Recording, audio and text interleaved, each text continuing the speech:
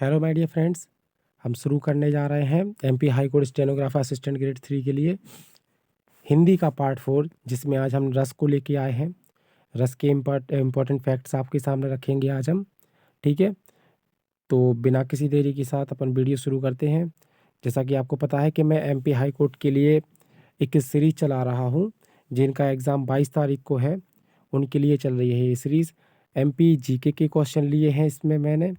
ठीक है, इस वीडियो में नहीं है, एमपी जीके की अलग से सीरीज चला रहा हूँ और एमपी जीके की सीरीज अलग से चल रही है। उसमें मैंने 5 पार्ट कर दिए हैं अभी कंप्लीट। ठीक है, और ये 5 पार्ट के बाद ये चल रही है अपनी साथ ही साथ एमपी हिंदी की। एमपी हिंदी नहीं, जनरल हिंदी की चल रही है ये, जिसमें अपन ने शुरुआत में कर लिए थे मुहावरे। ठीक है, उसके बाद कर लिए थे अपन ने समास। अभी चल रहा है अपना रस। आज अपन रस शुरू करने जा रहे हैं। ठीक है, तो रस को अपन समझने का कोशिश करेंगे आज, कि रस आपको समझ में आ जाए। कई लोगों ने, कई क्या सभी लोगों ने रस पढ़े होंगे, केवल रिवीजन करना है। पेपर को अब बहुत से बात आपके 9 से 10 दिन बचे होंगे आज से, है ना। तो रस को रिवाइज करना है, पढ़ा सबने है, तो कोशिश करना अच्छे से रिमेम्बर करने की। ठीक है, शुरू करते हैं वीडियो को। रस रस का अर्थ होता है आनंद। किसी चीज़ का रस लेना यानी किसी चीज़ का आनंद लेना। जैसे रस की परिभाषा से देखते हैं। किसी काव्य को पढ़ने देखने या सुनने में पाठक, श्रोता व दर्शक को जिस आनंद की अनुभूति होती है, उसे रस कहते हैं। ठीक है ना, ये तो पता है ना सबको। पढ़ने से पाठक को, देखने से दर्शक को, सुनने से श्रोता को जो आनंद की अनुभूति होती है, उसे रस कहते हैं। रस का शाब्दिक अर्थ ही होता है आनंद। ठीक है, ये तक क्लियर है। चलिए आगे। रस का प्राचीन नाम है सोमरस। ये कैसे बोल रहा हूं मैं, देखिए। रस का सर्वप्रथम उल्लेख कहाँ मिलता है? तो रस का सर्वप्रथम उल्लेख मिलता है वेद में। ठीक है, जो वेद है अपने, वहाँ मिलता है। और वहाँ वेद में भी रस को रस ना कह करके सोमरस कहा गया है। क्या कहा गया है? सोमरस लिखा हुआ है, पर वहाँ रस का नाम सोमरस है। ठीक है, तो ये क्वेश्चन बन सकता है कि रस का प्राचीन नाम क्या है? तो रस का प्राचीन नाम सोमरस है। रस का सर्वप्रथम उल्लेख कहाँ किया गया है? तो वेद में किया गया है। ठीक है, तब पॉइंट क्लियर हो गया आपको। चलिए बढ़ते हैं आगे। देखिए, भरत मुनि ने सर्वप्रथम बताया कि रस की आवश्यकता नाटक में पड़ी, है ना। रस की आवश्यकता नाटक में पड़ी, ये किसने बताया? भरत मुनि ने। केवल रिवाइज कर रहे हैं, ठंडे दिमाग से वीडियो को सुनिए बस। ठीक है, रस के कितने अंग होते हैं? रस के 4 अंग होते हैं, सबको पता है। विभाव, अनुभाव, संचारी भाव, जिनको व्यभिचारी भाव भी बोला जाता है, और स्थायी भाव। ये 4 भाव होते हैं रस के। ठीक है, अंग होते हैं। पहले को देखते हैं, विभाव को। मानव के मन में जो विकार उत्पन्न होते हैं, उसे विभाव कहते हैं। या जो भाव मनुष्य के हृदय में पहले से रहे हों, उसे हटाकर जो नया भाव आता है, उसे विभाव कहते हैं। मतलब जो आपके मन में भाव है, उसे बदल कर जो दूसरा भाव आ गया, उसे विभाव कहते हैं। इस जो क्रिया होगी ना विभाव की, एक भाव को हटा के दूसरा भाव आ गया, इसे विभाव कहते हैं। ठीक है, दूसरा देखिए, अनुभाव। जहां पर मनुष्य के हृदय में कोई भाव पहले से ही हो, उसी भाव के कारण शारीरिक एवं मानसिक क्रियाकलाप हो, तो वहां अनुभाव होता है। ठीक है ना, किसी भाव के कारण शारीरिक या मानसिक क्रियाकलाप किया हो आपने, है ना, कि क्रियाकलाप हो, तो उसे अनुभाव कहते हैं। किसी चीज को अनुभव किया आपने, है ना, शरीर से या मन से, है ना, तो उसे अनुभव कहेंगे। आगे देखते हैं, संचारी भाव। जो भाव अति तीव्र गति से हृदय में जाए और उससे तीव्र गति में समाप्त हो जाए, उसे ही संचारी भाव कहते हैं। इसका एग्जाम्पल अपन लेते हैं, बुलबुलों की भांति जो विचार मन में उत्पन्न होते हैं उन्हें संचारी भाव या व्यभिचारी भाव कहते हैं। ये अपन जनरल लैंग्वेज में बोलते हैं। इनकी संख्या होती है 33। संचारी भाव की संख्या 33 थी, अब कितनी हो गई है? 35। ये भी पूछ सकता है आपसे, संचारी भाव की संख्या पहले कितनी थी? 33 थी, अब हो गई है 35। ठीक है, देखते चलिए आगे। स्थायी भाव। जब कोई भाव मनुष्य के हृदय में जागृत व अर्ध जागृत अवस्था में विद्यमान रहे तो वह स्थायी भाव होता है। ठीक है, जागृत रहे, है ना, तो उसे स्थायी भाव कहते हैं। चलिए शुरू करते हैं। श्रृंगार रस। श्रृंगार रस का स्थायी भाव है प्रेम, रति। ठीक है, तो पहला पॉइंट है इसमें, श्रृंगार रस को आदि रस भी कहा जाता है। आदि रस यानी रसराज, रसराज यानी रसों का राजा। ठीक है, आदि रस भी कहा जाता है। श्रृंगार रस का स्थायी भाव रति यानी प्रेम है। श्रृंगार रस की देवता भगवान विष्णु हैं। ये शायद आप लोगों ने पहली बार सुना होगा, श्रृंगार रस की भगवान विष्णु है। अगर ये क्वेश्चन आए परीक्षा में तो इसका उत्तर होगा विष्णु भगवान। ठीक है, अगर पूछा जाए तो। श्रृंगार रस के दो भेद होते हैं, संयोग श्रृंगार, वियोग श्रृंगार। ठीक है, देखिए आगे। श्रृंगार रस की परिभाषा। जब किसी काव्य में नायक और नायिका के प्रेम का वर्णन होता है वहाँ परिणाम स्वरूप श्रृंगार रस कहते हैं। ठीक है, श्रृंगार रस को रसराज कहा जाता है, इसे आदि रस भी कहा जाता है। श्रृंगार रस के दो भेद होते हैं, संयोग श्रृंगार और वियोग श्रृंगार। ठीक है, संयोग श्रृंगार। जब नायक नायिका के मिलन की स्थिति का वर्णन किया जाता है तो नायक या नायिका के द्वारा प्रशंसा करता है। ये क्या लिख दिया भाई, ये काटो यहां से। जब नायक और नायिका के मिलन की स्थिति का वर्णन किया जाता है, ठीक है, या है ना, नायक या नायिका द्वारा प्रशंसा करता है, ठीक लिखा है, तो वहां क्या होता है? संयोग श्रृंगार, प्रशंसा की स्थिति में। ये ठीक लिखा है ना। उदाहरण देखिए, जैसे कि राम को रूप निहारती जाने की कंगन की नग की परछाई, याते समय सुख भूल गई कर टेक रही पल तारट नहीं। इसका मतलब है कि जब श्री राम जी उसमें स्वयंवर में गए थे तो माता सीता बाग में गई थी पुष्प लेने, तो माता के जो कंगन के नग में श्री राम जी की छवि दिख रही थी। ठीक है, तो वो उस क्षण का वर्णन कर रहे हैं कि राम को रूप निहारती जानकी कंगन की नग की परछाई, कंगन की नग में देख रही हैं, याते सब शुद्ध भूल गई, सब भूल गई वो, करना तो टेक चाहती हैं कि ना देखें, लेकिन पलटारत नहीं, एक क्षण भी गंवाना नहीं चाहती। तो यहाँ ये संयोग श्रृंगार का उदाहरण है। ठीक है, अब देखिए वियोग श्रृंगार का उदाहरण। जब काव्य में नायक नायिका की विरह वेदन और बिछड़ने की स्थिति का वर्णन हो जाता है वहां परिणाम स्वरूप वियोग श्रृंगार कहा जाता है। लेकिन वियोग कुछ समय का रहता है, मिलने की आशा रहती है। ठीक है, जैसे देखिए, जब सीता मैया श्री राम जी से बिछड़ गई थी, यानी रावण उनका हरण करके ले गया था, तब श्री राम वन वन ढूंढ रहे थे माता को, तो वन पर वन्य जीवों से पूछ रहे थे, हे खग हे मृग हे मधुकर श्रेणी, तुम देखी सीता मृग नयनी। तो ऐसे ढूंढ रहे थे, हे खग हे मृग हे मधुकर श्रेणी, सबसे पूछ रहे थे, है ना। तो ये उस समय का उदाहरण है, ये वियोग श्रृंगार का है। बढ़ते आगे। हास्य रस। हास्य रस का स्थायी भाव है हास्य। हास्य रस के देवता है प्रथम देव।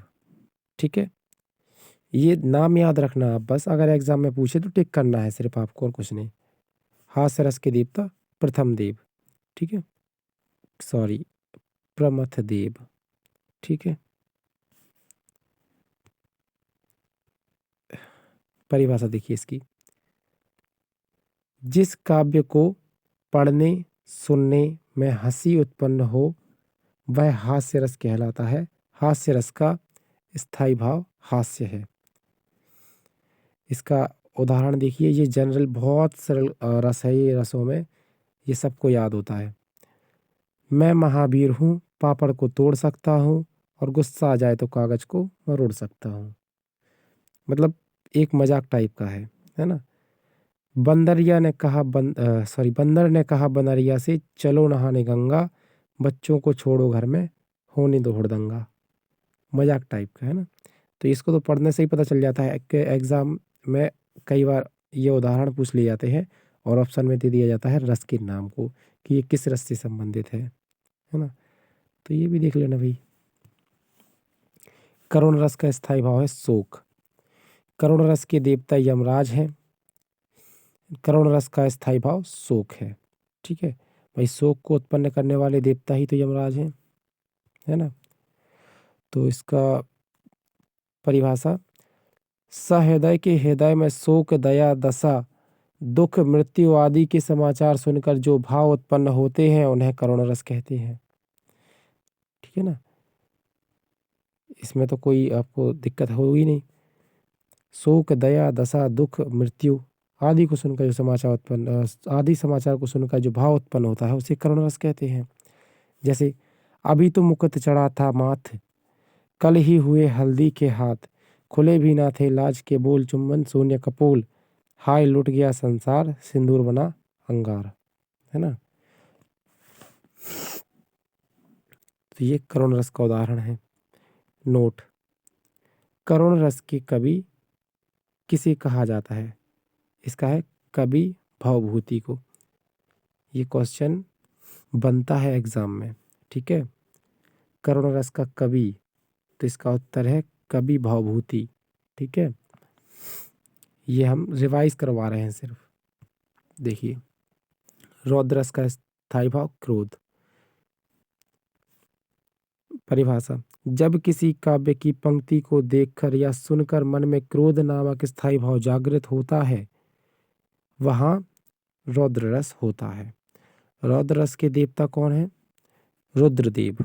ठीक है, उदाहरण, श्री कृष्ण के सुन वचन अर्जुन क्रोध से जलने लगे, सब शोक अपना भूल कर करतल युगल मलने लगे, संसार देखे अब हमारे शत्रु रण में मृत पड़े, करते हुए यह घोषणा भी हो गए उठकर खड़े। ये महाभारत समय की है। ठीक है, रौद्र रस हो गया अपना। चलिए देखते हैं अगला रस, वीर रस।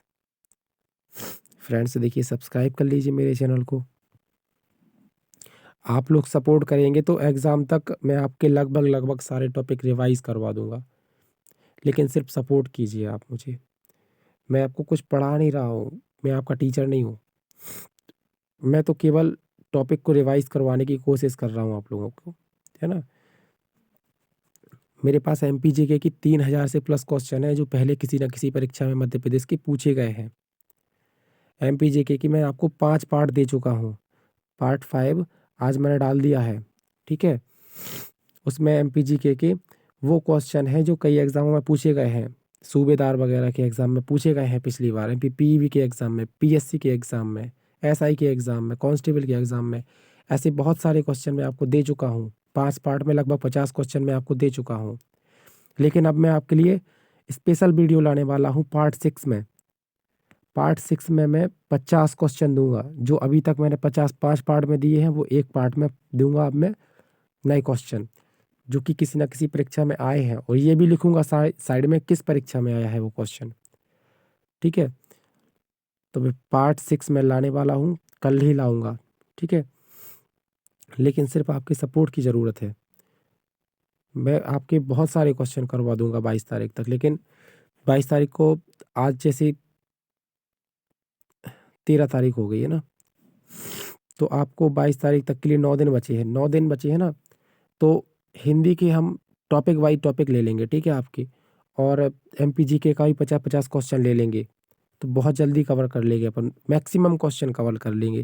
लेकिन केवल आपके सपोर्ट की ज़रूरत है।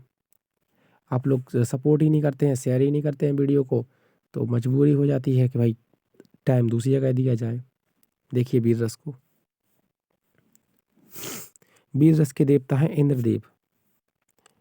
परिभाषा: युद्ध में विपक्षी को देखकर अथवा ओजस्वी वीर घोषणाओं को सुनकर मन में जो उत्साह नामक भाव जागृत होते हैं, परिणाम स्वरूप उसे वीर रस कहते हैं। ठीक है, दुश्मन को देखकर जब गुस्सा आता है, मारने का जी करता है, तो मन में जो भाव उत्पन्न है ना, वो एकदम से बिल्कुल चीर फाड़ कर देने वाला, वो है वीर रस। समझ गए ना। उदाहरण देखिए, 4 बांस 24 गज, अंगुज अष्ट प्रमाण, ता ऊपर सुल्तान है मच्चू को चौहान। ये बोला था चौहान से अंतिम क्षण में, ठीक है, कि ऊपर बैठा है सुल्तान, मच्चू को चौहान, जब चौहान की आंखें फोड़ दी गई थी सुल्तान ने, ठीक है। तो एकदम से वीर रस से भरा हुआ है। वीर तुम बढ़े चलो, धीर तुम गढ़े चलो, सामने पहाड़ हो सिंध की दहाड़ हो, तुम कभी रुको नहीं, तुम कभी झुको नहीं। एकदम से फूर्ति भर देने वाले वाक्य हैं ये, है ना, वीर रस के उदाहरण। आंखें देखिए, खूब लड़ी मर्दानी, वह तो झांसी वाली रानी थी, बुंदेलो हर बोलों के मुंह हमने सुनी कहानी थी। ठीक है, अगला देखिए, भयानक रस। भयानक रस का स्थायी भाव है भय, डर, जिसका ना नेता लोग ज्यादा उपयोग करते हैं इसका, डर, डर का। किसी समाज के ऊपर डर का माहौल बना देते हैं, तो बेचारे वो घबरा जाते हैं, और नेताओं का चुनाव हो जाए, फिर 1-2 महीने बाद सारे माहौल ठंडे पड़ जाते हैं। चलिए देखते हैं परिभाषा। भय जब काव्य की पंक्तियों को देखकर, जब काव्य की पंक्तियों को देखकर या सुनकर या पढ़कर मन में भय का संचार होने लगता है, वहां भयानक रस कहलाता है। जैसे कभी आप हॉरर मूवी देखो, है ना, एकदम से भूत प्रीत वाली, और फिर जब नाइट में पानी पीने के लिए उठो, तो थोड़ा सा ना वो जो लगता है ना मन में, उसे डर कहते हैं, है ना। तो यही है भयानक रस, डर, भय। भयानक रस के देवता हैं कालदेव। उदाहरण, एक ओर अजहरी लखी, एक ओर मृग राय, बिकल बटोही बीच हो, पड़ियो मूर्छा खाए। ठीक है, अगला देखो, बीभत्स रस। बीभत्स रस के देवता है महाकाल। बीभत्स रस का स्थायी भाव है घृणा, जुगुप्सा। एकदम देख के घृणा आ जाए आपको कि एकदम से नहीं देखना कुछ चीज को, तो ऐसे ही है।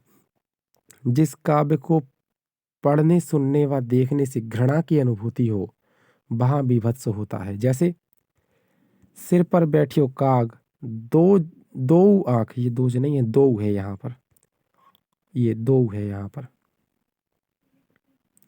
दो आंख खात निकारत, खींचत जिवहि सियार, अति ही आनंद और धारत। मतलब है इसका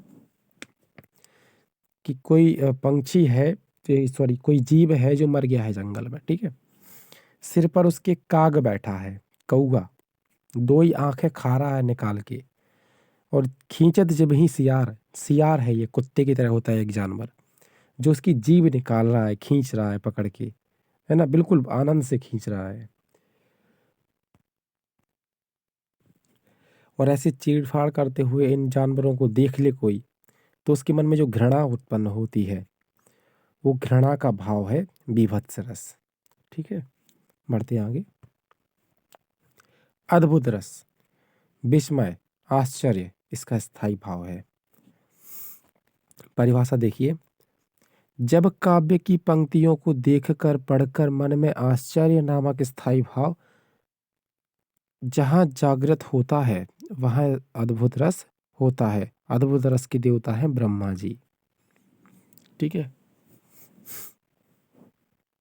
उदाहरण, सारी बीच नारी है कि नारी बीच सारी है कि नारी ही की सारी है कि सारी ही की नारी है। फिर से पढ़ें, देखिए।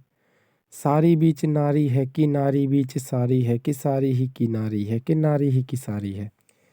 ये उदाहरण तब का है जब चीर हरण के समय द्रौपदी की साड़ी खींची जा रही थी, तब सभा में जो बैठे थे उनके मन में ये भाव उत्पन्न हो रहा था कि साड़ी खींचते ही जा रहे थे, खींचते ही जा रहे थे, साड़ी निकलती आ रही थी। तो वहाँ बैठे लोगों के मन में था कि ये साड़ी बीच नारी है कि नारी बीच साड़ी है ना, कि साड़ी ही की नारी है कि नारी ही की साड़ी है, साड़ी से बनी नारी है कि नारी से बनी साड़ी है। ये कन्फ्यूजन थी उनके मन में। तो ये तब क्या है। ठीक है, अगला देखते हैं शांत रस। शांत रस का स्थायी भाव है निर्वेद। ठीक है ना। शांत रस के देवता है नारायण। इसकी परिभाषा, जीवन की शांति का बोध होने से मन सांसारिक वस्तुओं के प्रति उदासीन हो जाता है, वहां शांत रस होता है। उदाहरण, चलती चाकी देख कर दिया कबीरा रोए, दुई पाटन के बीच में साबुत बचा न कोई। कबीर जी ये चीज देखकर क्या हो रहे हैं, एकदम से शांत हो रहे हैं, है ना। मन में उनकी शांति हो रही है। कैसे?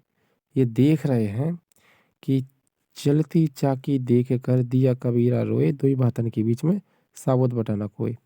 ये दुई पाठ मतलब दिन और रात, दिन और रात, इनके बीच में मनुष्य नामक जीव पिस रहा है ना। चलिए देखिए आगे। अब मुझे ये कन्फ्यूज़न है कि दिन और रात वाला ही है दुई पाटन के बीच में या कुछ और है। इसको आप बिल्कुल से कमेंट में मेरे ऊपर मत चढ़ जाना कमेंट में कि दिन और रात है दुई पाटन के बीच में, ये श्योर नहीं हूँ मैं। ठीक है।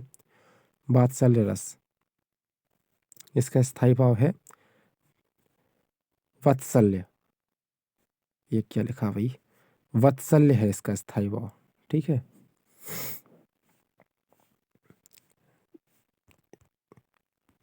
आचार्य विश्वनाथ ने वात्सल्य रस की खोज की और वात्सल्य रस को पूर्ण प्रतिष्ठ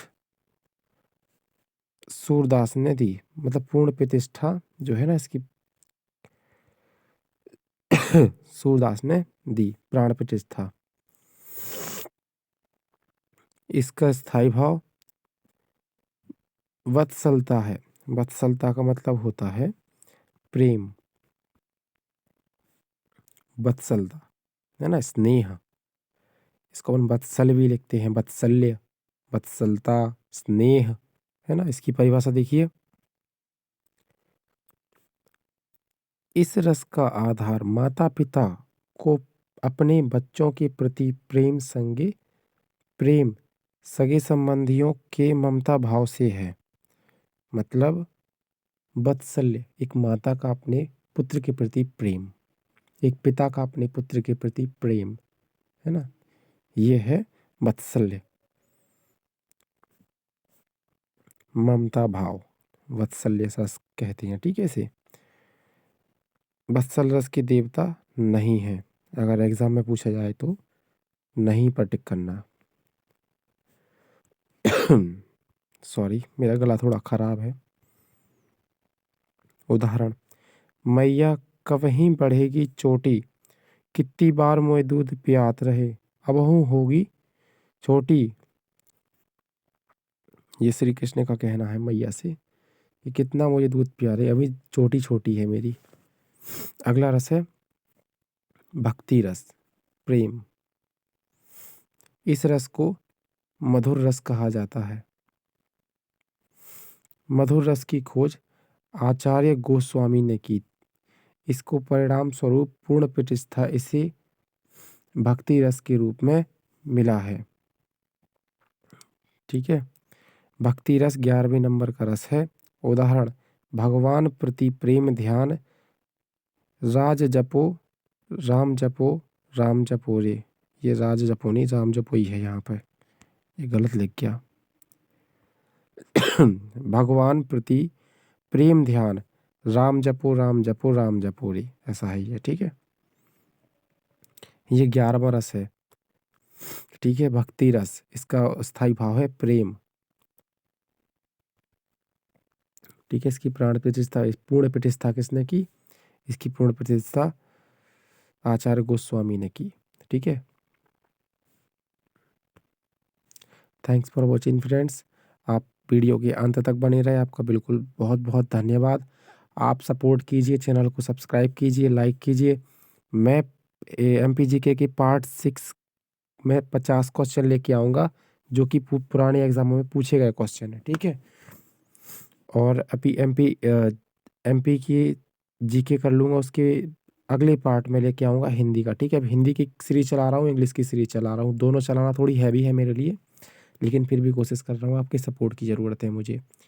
अभी इसके पहले मैंने 5 पार्ट, हिंदी के 3 पार्ट बना रखे हैं, और इंग्लिश GK के 5 पार्ट बना रखे हैं। तो मैं उनकी लिंक डिस्क्रिप्शन में दे दूँगा, आप जाके देख लीजिएगा। 2017 का पेपर भी है उसमें। 2017 का पेपर डिस्क्रिप्शन में है, 2015 का पेपर डिस्क्रिप्शन में है, और 2017 की जो कट ऑफ आ रही थी उसकी आंसर उसका रिजल्ट, 2017 का रिजल्ट, कट ऑफ, और 2022 में जो एग्ज़ाम होने वाला उसका एक्सपेक्टेड कट ऑफ, वो सब वीडियो की लिंक मैं डिस्क्रिप्शन में डाल दूँगा। आप लोग एक बार वीडियो का डिस्क्रिप्शन चेक कर लीजिए। ठीक है, ओके, धन्यवाद। मिलते हैं अगली वीडियो में।